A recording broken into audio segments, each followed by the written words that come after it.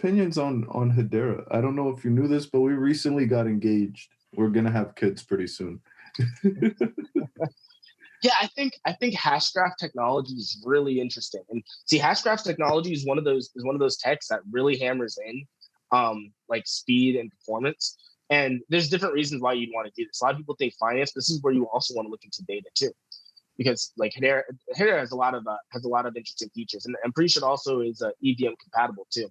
So I think what's going to end up happening with Hedera is a lot of the performance features from, I'm pretty sure it's called it's like the gossip something protocol that creates the hash graphs.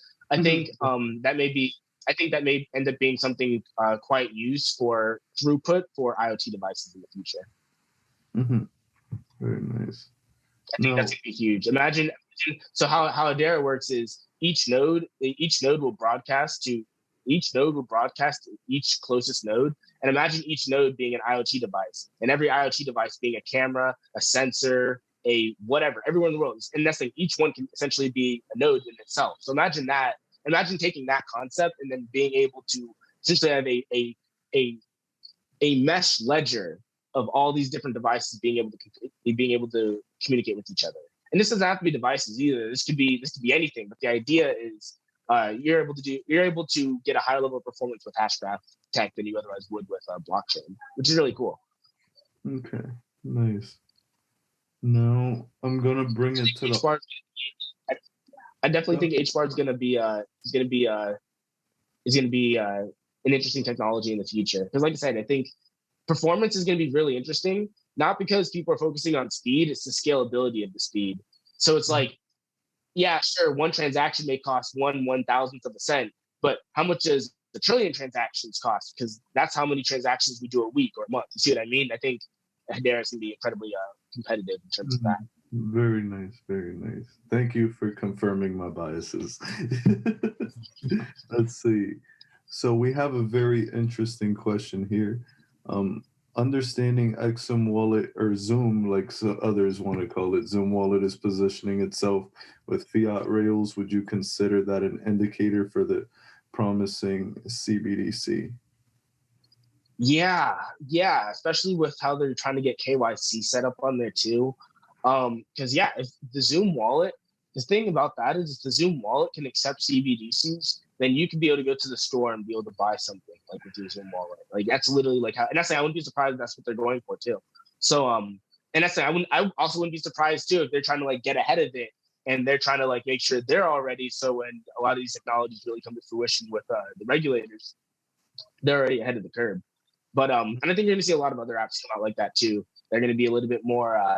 They're going to try to be focusing around what they can do with CBDCs and what type of compliances they may need. Because I think that's going to be the number one thing is KYC. I think in the future you won't be able to hold a CBDC unless your wallet has KYC like attached to it. Mm-hmm. KYC. That makes a lot of sense. And kind of along those same lines, do you see any dApps, DLTs or blockchains working on like identity NFTs? And like, what's your thoughts on Greg Kidd's Global ID? Yeah, so one thing I've seen is Trinsic Wallet, which deals with NFT. It deals with IDs on the blockchain. I don't know if you can basically call them NFTs, but they don't call them NFTs. And Trinsic Wallet is interesting, and it's more of it's funny too because it's crypto, but it doesn't have an associated token. It's just a software that allows you to create these digital IDs. And but in terms of, I think the number one thing of how digital IDs are going to operate, and this comes down to where I actually made a video talking about how not everything in crypto is going to be decentralized, because it comes down to who's the arbiter of whatever this is. And it comes down to who's the arbiter of saying you are who you say you are, this ID, which means there's going to be a central entity issuing these IDs, which will probably be through the government. But at the end of the day, it's like they can kind of do it. They can kind of pick and choose whatever network they want. And it can be something as simple as you have an NFT token associated with an account that's yours. And then whenever somebody wants to see the data associated with it, you can use that NFT to grant them access to your smart contract or whatever to be able to access your data associated with your, and it can be something like that. And that's like, it can be more programmatic to where nobody physically sees the data. You just have a confirmation token that's generated. That's just the confirmation that the data is you. You see what I mean? So. This is so interesting, man. It's like we just have crypto, and then the NFT wave is bringing crypto to the mainstream now, and now these DAOs are over here doing this nonsense with the APY, and these sports arenas are being renamed after crypto exchanges, and all that. All I see is adoption is here. Like it's coming. It's closer than we expect, and the price will follow shortly thereafter. And the reason that's so exciting for me, more than anything, I don't really care about anything else other than one thing, and that's the Flare network eventually launching. Right? I don't. We know everyone thought it was going to be live by the summer. There's been a lot of speculation as to why they pushed it back, but checking on GitLab, I've seen that they're still like developing this thing out. Like they're still putting in a lot of work and things like that. And it's we are a ways away. I think I forgot what part they're at exactly, but there still needs to be more testing done, and rightfully so. Like this is potentially going to be one of the most massive and innovative networks in crypto history, right? And what I'm curious to know, and what everyone wants to know, is what's your take on the Flare network? What they can become if they're successful in what they want to achieve, and go to town, man. Hit us with the technical knowledge. This is what everyone's been waiting for.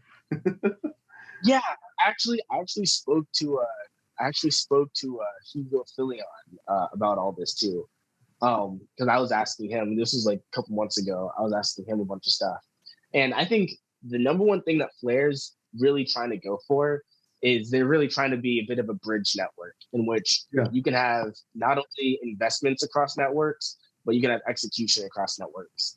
And they want to do this with a high level of performance. They want to be able to do this with it being incredibly affordable, and they want to be incredibly interoperable with as many networks as they can to be able to have as much capital be able to flow into their ecosystem. Yes. And I think it would be huge when they freaking launch. I think Flare is in sort of the position Cardano was in, where like Cardano was sort of out without the smart contract, but Flare's kind of just sitting right now. And it's really exciting because I was a part of their test network team, or not test network team, but their Discord chat or whatever. And I checked out a lot of the stuff that they were, this is in the hopes that it would be launching in the summer. So I was like, oh, it's gonna be so cool. And everything looks really, really, really cool. It's just that like, and that's like even now, like we're working, XDC, we're working with Flare to get XDC as an F asset. It's just that like, there's no telling when it's going to be out. So it's really hard to get like a good read of like where I think things can go because it's not out. It kind of just turns into like this dreams. Well, it could be like this.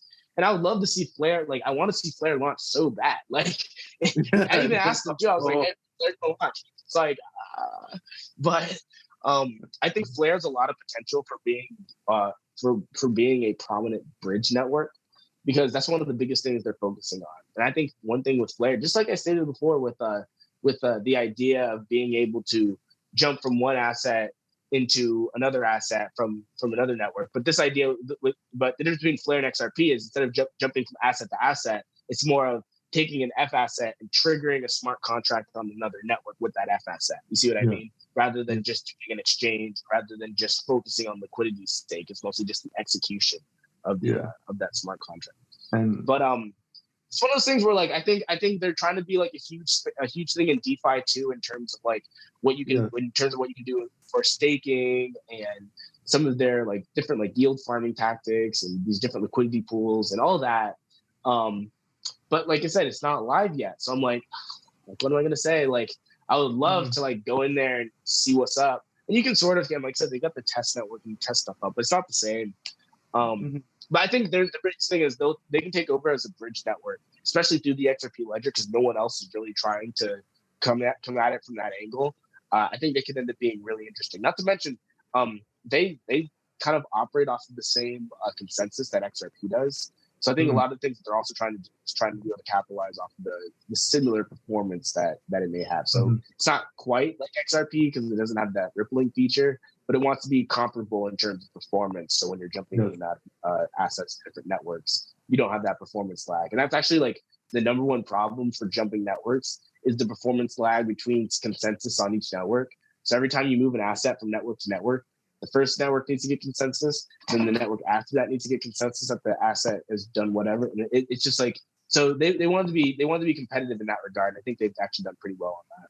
Mm-hmm. And it's interesting that you called Flare like a bridge network, right? Because a big project that I'm heavily invested in at the moment is Alliance Block. And Alliance Block is essentially trying to be a bridge as well, right? But Alliance Block and Flare Network, they recently just partnered together too. And when I saw that, I saw an interview with Thinking Crypto and Hugo shortly before that partnership was announced, and Hugo was talking about the concentration of risk that comes at the endpoints of these bridges, right? When connecting these networks. As far as I'm not the technical dude, but that's as far as I could tell, that's what he was saying. And to me, when I saw that partnership with Alliance Block, first of all, I got really, really happy. But second, to me, it felt like reinforced steel for these bridges and minimizing the level of risk that there is when it comes to these points of risk, if you will. So I'm not sure if you're quite savvy when it comes to that partnership specifically, but if you know anything further than that, like I would love to hear. Yeah, I don't know too much about that partnership. That sounds interesting. Mm-hmm. Okay, no worries. And so here's what I'll say. Let me think. Flare Finance. Is that something that piques your interest? Not until it goes live. That's kind of like I got super hardcore into Flare like maybe about a year ago.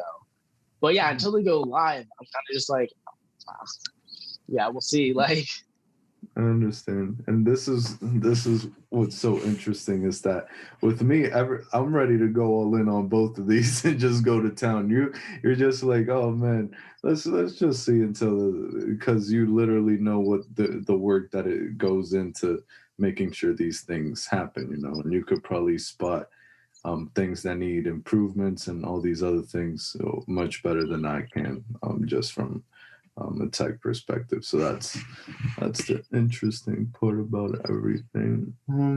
I just know that definitely for them, once things have been out for a little bit, you'll know what's up. So there definitely is going to be like something like not bad. There's always like you can never anticipate things going perfectly, and if things went perfectly, then you must be God.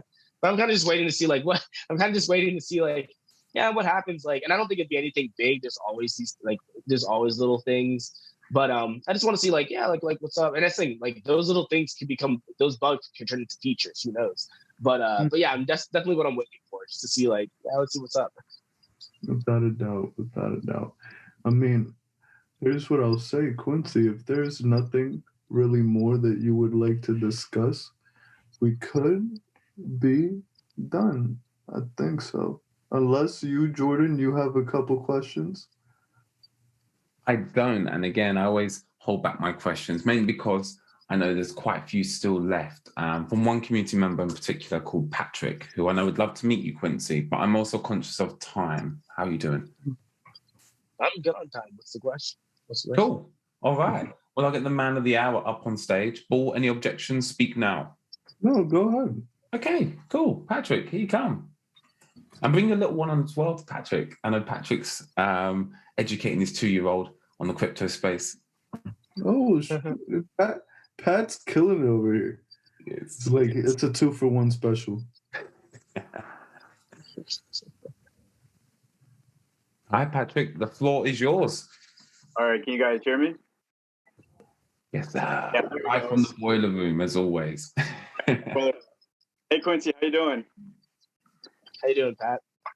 Good, thanks, man. I really appreciate you being here today and discussing all this great information that you're sharing with all of us. I mean, it's amazing because actually, like, I started following you back in the summertime, like around like June, and then just the amount of information that you're putting out there is like unfathomable for like so many people. One of the greatest things that like I actually seen from you is actually when you attended the Apex conference, and I know you were like super like scared and nervous, and just watching you like perform in front of everybody, like that was really like an eye opener because like I've been there before, not in that kind of sense with like like crypto, blockchain, this the tech and everything, but in front of big audiences. So I know how that is and how you feel. But it's great to see you actually like just kill it in that conference, but also like afterwards, like just kind of walking away from your position, like just like pursuing your passions and just like just making this your full-time gig, which is like I think is amazing. And I just wish you nothing but the best. So. I really appreciate that. Oh yeah, no, you're welcome. Mm-hmm. So, but yeah, so like my biggest question, like for you, like for like the Apex, I know the bull was, actually asking a bunch of questions that I had typed into the chat, but for like, for instance, for the Apex conference, like what was like the biggest thing you learned when you were actually there, like between meeting, so many different developers and just like, these blockchain like companies, something kind of I was always curious about. Yeah, actually, I guess the biggest thing that I sort of like saw that's kind of interesting is like there's so many just like regular people in the crypto space. Like I bet like everyone's seen sort of like the conspiracies on Twitter and all of this, but like there are so many people just like you and I and everybody watching that are so excited about crypto. But like they're like, oh, like this is something I'm like that's how I feel. Like this is something I'm good at. This is something I work on. This is something I can get. And they're just regular people with really interesting ideas. And I think the only thing like because I kind of just felt like just like anyone else, but I think the one thing that makes me a little bit different is I guess I try to be not really sociable. I try to make it entertaining, but without it seeming like it's like I don't know how to describe it, informative, entertaining, whatever.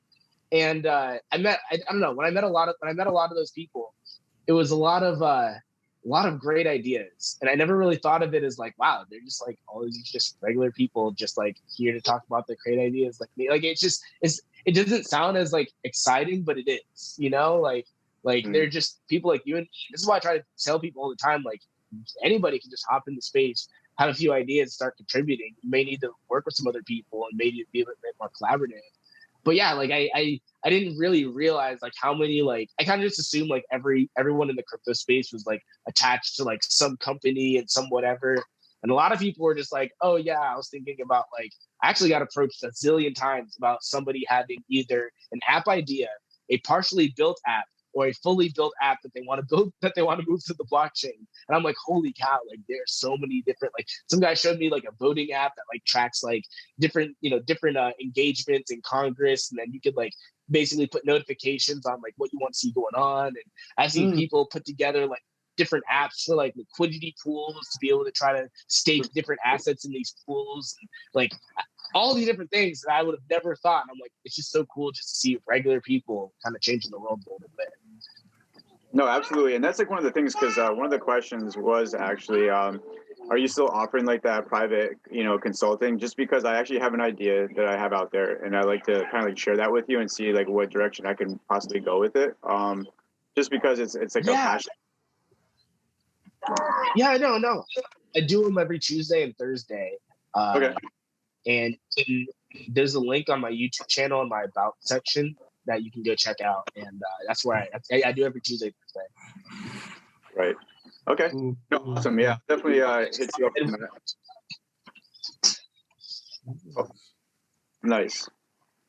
Yeah, because like just like because like what you were saying, like we're like new to this space and everything, and like a lot of us have a lot of different ideas and things that we can bring value to this space in the short term and also in the long term. So it's kind of great to like follow your passions. That's why like one of the reasons like why like I follow you and like I try to educate myself, because you get to a point where you kind of try to look for that next level, and like people will hit it time and time over again, and it's just about developing yourself and just finding those like-minded individuals so you can further that education and like just your growth, your personal growth. Mm-hmm. Yeah. It's one thing that I think everybody like kind of listening to this should think about is like you are already like ahead of like 99% of the population. Like no matter how little you think you know, you're already ahead of 99% of people. So like Yeah. like you're in a good spot. Like no matter what you're thinking, if you're watching this right now, you're ahead. Like Yeah.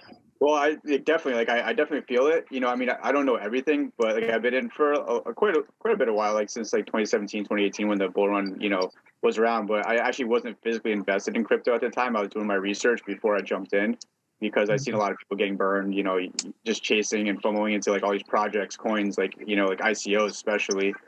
So for me, like I didn't want to make a mistake because I have made some big mistakes in investing, in the past. And so, I wasn't going to make that mistake again. And so that's why, like, I'm just seeking out those, individuals, that have made mistakes and, have learned, and like, I want to learn from them as well. So like for you, like definitely like one thing I really enjoy with like your actual like YouTube channel is like I love like the shorts that you have because something for like a lot of people that are new, a lot of people get like overwhelmed with all this information because whether it's the terminology or just trying to follow like just the trends or what the projects are doing or whatever. So with your videos, I love how they're like short, like under like 10 minutes lately, I've noticed. And so it helps break things down. And I think people can like retain that information a lot easier than trying to digest like, maybe like an hour long worth of just all this information where at the end of the day, they're just like, okay, what was that? Like, and so for me, like, I love just seeing that. And I think it'll help a lot of people out, especially if they're new to the space.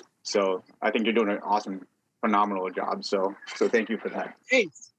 Yeah, I try to make it I try to make it like short topic driven because I know people can like it's easier to stay on topic than it is, and I try to like build on topics a little bit. But yeah, I try to because I see a lot in the space. A lot of people sort of like don't really know where to go with things, and there's so much, so it's kind of hard. It's hard to find a place to start. And the way I like to see it is, I think crypto is actually a lot simpler than people think. But I think what happens is you get people that don't know anything about crypto trying to explain to people who know even less about crypto how things work, and then people get confused Oh my god. because they're like, I thought this was this way. Why do you think everybody thinks an NFT is a picture? Like it's exactly that. Like people who don't really understand it, or at least understand that people understand the general broader idea of something, but don't get the full like context. And I try to break down the context because I'm like the context isn't scary. I actually like to joke that crypto is actually easier than the alternative. Cloud and traditional software development is so like it's so unbelievably huge. Like you need to have like teams of 20 guys to put together applications in these traditional environments. So I'm over going like that is hard. Crypto actually simplifies a lot of that, but because people get so techno babbled up, they think it's so complicated. And I'm like, it doesn't really have to be. Some parts of it are new, some parts of it are a little bit nuanced. But yeah, I just think it's nowhere near as hard as people think it is. It just needs to be broken down just in a way for people to just go, oh, that's what that is. Why didn't someone just say so? Like, Yep.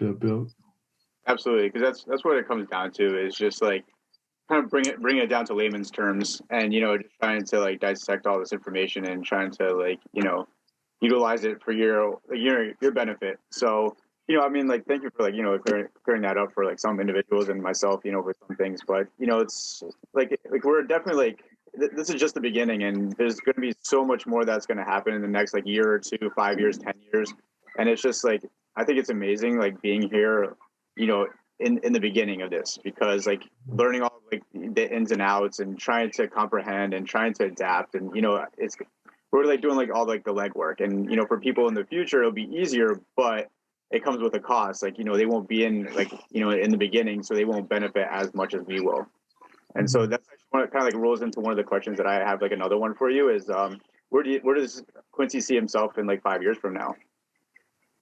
yeah, so I'm hoping to launch a few fully decentralized applications. That's one thing. That's like one thing I'm really hammering home, and I'm trying to get to full decentralization. And because majority of the projects I've built before have all been built in cloud software, so they've all been centralized. And I really like the idea of full decentralized finance, but it's a really tricky thing to get to. And I think I can launch a few applications that are fully decentralized. And that's kind of the big thing I want to try to do. Ideally, I want to launch essentially a fully decentralized banking application that allows you to use the full capacities of these different networks for whatever it may be. I like to sort of look at it into it. I want to create an NFT bond market where people can essentially get NFTs to be able to redeem later on for some interest rate, and essentially use that as a liquidity for an even broader. Not quite a decentralized exchange. There's a few things I want to do, but there are a few back-end apps I want to do to essentially bring like real decentralized finance to people. Because when people say be your own bank, they sort of go, oh, I've got crypto. Oh, it's in my wallet. I'm my own bank. I'm like, well, you can't lend, you can't leverage against, you can't buy any equitable stake in anything. There's not really anything that's really DeFi about it. But if you can start investing in different bonds, different financial instruments, and being able to trade stocks, and being able to buy equities, or be able to collateralize assets, and like do other different other things that you would be able to do in terms of finance entirely decentrally, I think that could be the coolest thing ever. I actually think that you would actually be able to bring a lot more capital to these markets, because a lot of people that felt like they otherwise wouldn't have been able to engage with them will be engaging with them on a daily basis. You see what I mean? Where it doesn't feel like you've got to go through all these different arbiters to be able to trade stocks, or to be able to invest in different types of bonds, or to be able to invest in different types of financial instruments. You can just engage with them directly on the network themselves, and then use the native token as the payment apparatus to do so. Right. So is that something like, so for instance, like what you were saying is that how you kind of view like DAOs though? And like, say, like, for instance, like say I'll use Nexo, for instance, how you can actually take out collateralized loans against your crypto to invest in whatever you please. But also then you have like the DAOs that have like a basket of, it could be like cryptos or like whatever that they get, like kind of like asset backed. And is that kind of like in the direction, or is that kind of something that like is going to be kind of different than that? It's a little bit similar, but it's different. It's similar in the fact that that's a feature of DeFi that should be accessible to people, but it's not quite like it's a DAO in the fact that it's decentralized. There's two sides to it, because I also want to get into dividend tokens and shard tokens, to where different contracts can issue dividends based off the performance. So one side would be essentially a marketplace for just that, essentially equitable shard tokens that essentially have dividends based off of performance. But also getting into all the other different types of I want to be able to offer different type of financial instruments that people otherwise would be able to use in the traditional finance world, but entirely decentralized. Decentralized equities, decentralized bonds, decentralized securities, entirely new decentralized instrument. Because like people say DAO, but a DAO could be anything. A DAO could be something as simple as a Facebook group of people just all over the world coming together to talk about whatever they're going to talk about, or it can be a collection of smart contracts that each user has an engagement that each user can engage with, and then each rule that's established with each contract has a series of engagement rules with all the other participants, and then that dictates how everybody engages with each other. It can be very simple or very complicated. And this isn't so much as focusing on a DAO. This is mostly focusing on the aspects of being able to have access to decentralized finance instruments, such as decentralized equities, decentralized bonds, decentralized securities, different decentralized assets that you can get involved in.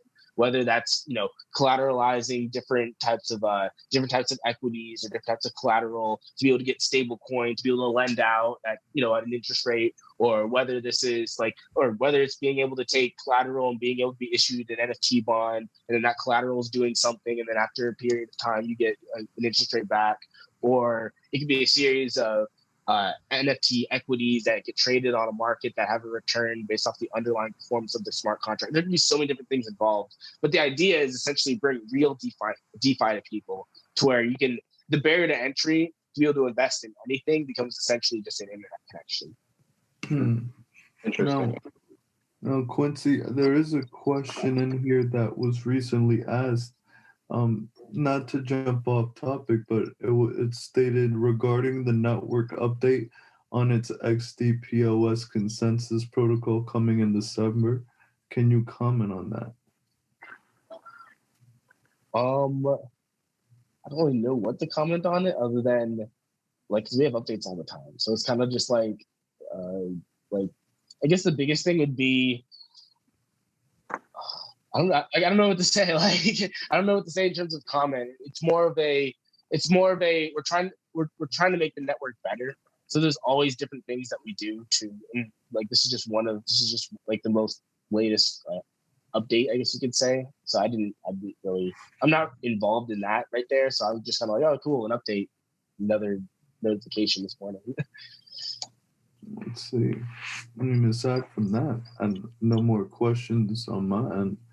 I don't know if anyone else wants to come up and talk to Quincy as well. Patrick, thank you for your questions, man. You always got the heavy hitters.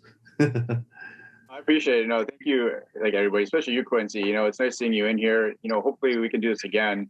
And I'll definitely reach out to you as well because, I just have like several questions just because it applies to me, of course. But I like to try to like share that with the community as well, just because I'm sure there's a lot of people that have questions or that might be thinking the same thing. So if I can get those out there and people can utilize this information, I think it's just its own weight, worth of weight in gold for me. Thank you personally, honestly. And God bless you, and I wish you the best on all your like ventures, and just I'll talk to you soon, I'm sure. Thanks. It was really cool being here. Like it just goes back to you, Bearable, but big fan, watching you for a while, and it's just really incredible being here.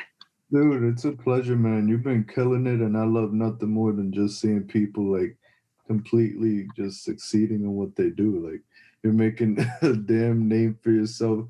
Tidal waves, the ripple effect is coming into your life. No pun intended. And I'm nothing but happy for you and grateful that you took the time out for me and Jordan and for everyone here, man. So, I mean, we have no more questions.